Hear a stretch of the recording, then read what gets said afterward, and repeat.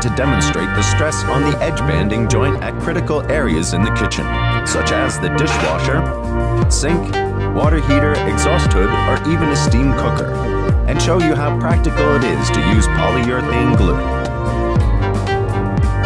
Specimens glued with EVA and PUR glue show the results after only 10 minutes at 70 degrees Celsius in a steamer under the effects of heat and water vapor. The EVA countertop without an edge guard swelled up excessively. EVA glue can be reactivated and has a softening point at approximately 60 degrees Celsius. Steam and water can now penetrate without obstruction. The results on the specimen glued with PUR are quite different. Polyurethane reacts chemically with water, forming a permanent cross-linkage.